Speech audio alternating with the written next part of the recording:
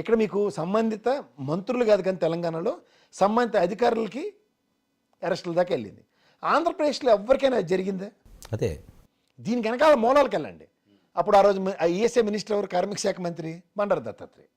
ఆయన హ్యాపీగా తప్పించి గవర్నర్ చేసేశారు. కానీ ఉపద్రవాలు తెలుగు రాష్ట్రాలు రెండింటికి చుట్టుకున్నాయి. ఇది కేంద్ర ప్రభుత్వంకి సంబంధించిన విషయంలో. అందుకని ఏమవుతుంది, ఫోకస్ అయింది ఏంటంటే అచ్చెన్నాయుడు గారి అరెస్ట్. దాని పూర్వపరాల మీద ఎక్కడ చర్చ లేదు. మీరు గమనించారా? అలాగే కొల్లు రవీంద్ర గారి విషయం కొద్దాం. కొల్లు రవీంద్ర గారికి పేరు నాన్న గారికి వ్యక్తిగతంగా ఏముండదు. They knows everybody, each and every stand of individuals. కానీ ఇక్కడ మీకు ఏమవుతుందంటే ప్రేరేపణకు గురవుతుంది. మాధ్యమాల్లో వస్తున్న వార్తలు ఏంటంటే కొల్లు రవీంద్ర గారు పేరు నాన్న గారి అరెస్ట్ గురించి చంద్రబాబు గారి మీద ప్రెజర్ పెడుతున్నారు. దట్ ఈస్ థ్రాష్ అంటాను నేను. ఎందుకంటే ఆయన చాలా సౌమ్యుడు, ఆయన పని ఆయన చూసుకుని వెళ్ళే వ్యక్తి. అండ్ ముఖ్యంగా ఈ సివిల్ సప్లైస్ శాఖ అతని దగ్గర లేదు, బీసీ శాఖ ఉంది. అవునంటారు కాదంటారా?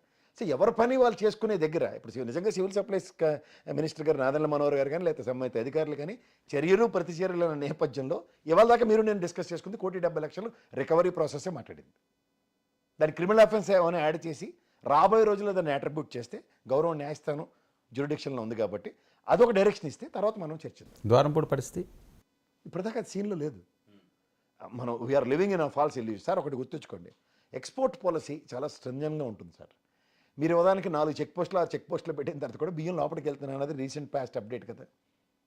సో దీంట్లో స్టేట్ లెవెల్లో దాన్ని కంట్రోల్ చేయవలసిన బాధ్యత ఎవరి మీద ఉంటుంది? సంబంధిత అధికారులు, సంబంధిత గణం మీద, వ్యవస్థ మీద ఉంటుంది. అది 6-7 నెలలు ప్రభుత్వం మార్పు తర్వాత కూడా ఇంకా దాని మీద నియంత్రణ లేదంటే దిస్ ఇస్ సిస్టమ్.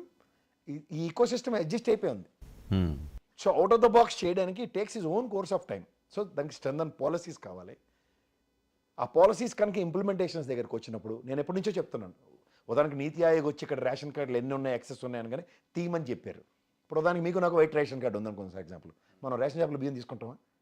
కానీ మనకు సంబంధించిన 110 కేజీలో 20 కేజీలో 30 కేజీలో స్టాక్ పాయింట్కి వెళ్ళిపోతుంది.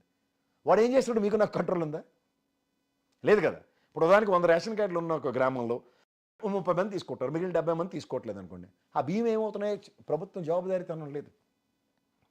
ఇది కనుక మీరు పాయింట్ టు పాయింటే సీజ్ చేశారనుకోండి, లాస్ట్ మంత్ స్టాక్ రికార్డు, ఎందుకంటే పాయింట్ టు పాయింట్ డెలివరీ చేస్తున్నారు గత వ్యవస్థలో.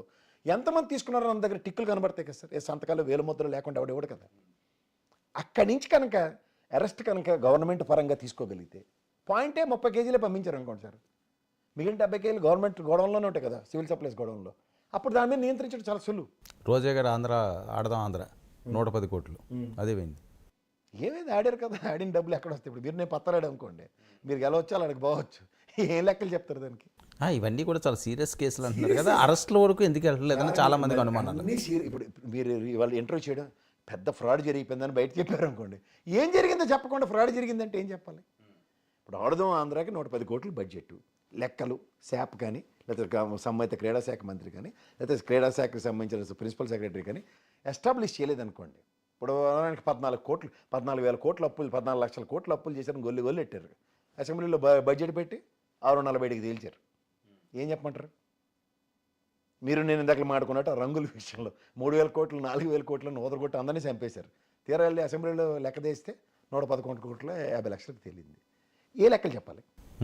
సో వాస్తవాలు ఉన్నాయి కరెక్ట్గా అక్కడ ఉన్న దగ్గర. దాంట్లో డిఫరెన్స్ ఏదైతే ఉందో ఆ డిఫరెన్స్కి నిజంగా జవాబుదారీతనం లేనప్పుడు గ్యారంటీగా దాన్ని అరెస్ట్